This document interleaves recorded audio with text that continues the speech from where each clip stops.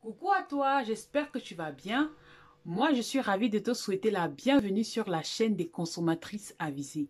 Moi, c'est Cindy Lecoeur et ici, je te parle de santé, de beauté et de beauty business.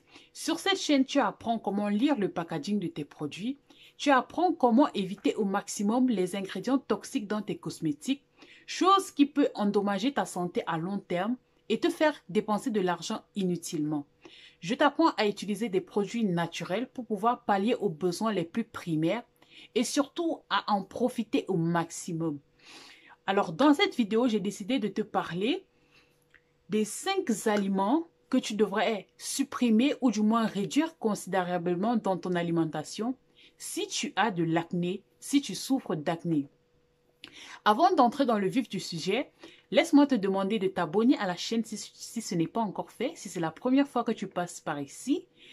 Si c'est la première fois que tu vois ma tête et elle te plaît, n'hésite pas à t'abonner à la chaîne. Du moins, si tu t'intéresses aux produits cosmétiques, aux ingrédients cosmétiques et à la cosmétique naturelle, tu es définitivement la bienvenue. Abonne-toi à la chaîne, active la cloche de notification pour ne manquer aucune de nos prochaines publications.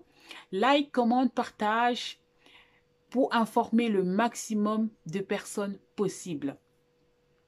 Du coup, je vais commencer avec le premier élément. Il s'agit des sucreries.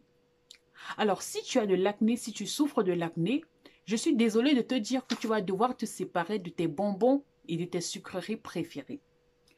Pourquoi? Tout simplement parce que les sucres provoquent un pic d'insuline dans l'organisme, ce qui va venir favoriser l'excès de sébum. Et l'augmentation de l'interleukine 1B à l'origine des inflammations cutanées, donc les boutons. C'est pour dire que les sucreries ont un effet stimulant dans notre organisme, ce qui va venir parce que l'insuline, n'est-ce pas, c'est cet élément-là qui est responsable de nos imperfections, de la production de sébum. Et du coup, il y a des aliments en particulier qui viennent réveiller, si on va dire comme ça, cet élément-là dans notre organisme qui injecte un signal à notre cerveau, ce qui va venir redoubler nos imperfections. Donc, si tu as des problèmes d'acné dont tu veux t'en débarrasser, réduis considérablement ta consommation de sucre. Le deuxième élément que je te conseille de supprimer ou du moins de réduire dans ton alimentation, il s'agit des produits laitiers. Pourquoi? Parce que les produits laitiers sont riches en acides gras et ceux-ci favorisent l'excès de sébum. Donc, arrête au maximum le fromage, le lait, la mozzarella, bon, le lait de vache. Privilégie les laits végétaux ou du moins, dirais-je, les boissons végétales, autant pour moi, plutôt que les laits, les produits laitiers. Parce que les acides gras, ça augmente les boutons. Le troisième élément que je vais te conseiller de supprimer ou du moins de réduire dans ton alimentation, il s'agit de la pomme de terre. Si tu es en Allemagne, tu as, tout comme moi, constaté que la pomme de terre est vraiment l'aliment mais le plus consommé. Et pourtant, il n'est pas aussi healthy que ça, dirais-je comme cela. Pourquoi? La pomme de terre a un taux glycémique très très élevé, ce qui va venir stimuler l'insuline dans notre organisme et donc envoyer un signal à notre cerveau, donc la production de sébum. Plutôt que de manger des pommes de terre du lundi au lundi, je sais que c'est le repas qui est le plus facile à trouver et certainement le plus abordable et le plus accessible. Mais si tu as un peu de considération pour ton état de peau, réduis ta consommation de pommes de terre. Il y a la patate douce qui est très bonne, non seulement pour l'organisme, mais aussi pour ta peau. Il y a le plantain, que l'on connaît chez nous au Cameroun, en Afrique. Il y a d'autres compléments. Donc, réduisez considérablement votre consommation de pommes de terre. Ça va jouer un rôle capital dans votre skincare. Après, la chose que je vais te déconseiller, ou du moins, tu vas essayer de réduire la consommation, il s'agit de l'alcool. Oui, l'alcool. Je pense que tu le sais, l'alcool, tous les alcools contiennent une quantité, euh, on va dire quoi, conséquente de sucre. Que ce soit de la bière, du vin rouge, du vin blanc, du whisky, des Baileys, toutes les boissons alcoolisées contiennent plus de sucre que votre café même que vous prenez le matin.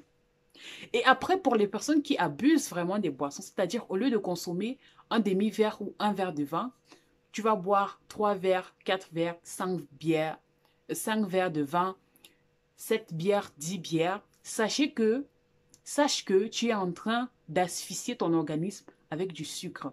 Et un sucre qui ne sera pas facile à éliminer parce qu'il a été transformé d'une certaine manière.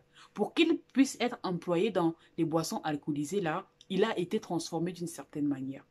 Donc, ce sont vraiment des sucres cachés comme cela que l'on ne voit pas à l'œil nu, mais qui vraiment peuvent nuire à notre organisme. Donc, non seulement l'alcool, déjà, c'est mauvais pour la santé en général, mais après aussi, si tu as des problèmes d'acné, sache que ça joue un rôle important dans ta production de sébum.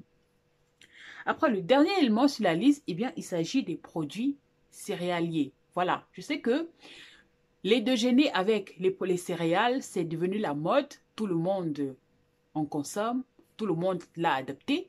C'est une très très bonne chose. Déjà, je trouve que c'est quelque chose d'assez sympathique et rapide. C'est-à-dire un verre de lait et ensuite les céréales et c'est tout, vous avez votre déjeuner du matin. Mais le problème, c'est que les céréales vendues dans les grandes surfaces sont bondées de sucre, contrairement à ce qu'on veut nous faire croire. Même les céréales bio, j'en ai vu dans les magasins bio comme DM, Rossmann, etc. Même les céréales bio contiennent quand même du sucre. Donc même les céréales censées être pauvres en sucre contiennent quand même du sucre. Donc ça ne veut pas dire que c'est bio, ou ça ne veut pas dire que c'est... Ou ce n'est pas parce que c'est pauvre en sucre que ça veut dire qu'il n'y a pas de sucre. Il y a bel et bien du sucre à l'intérieur.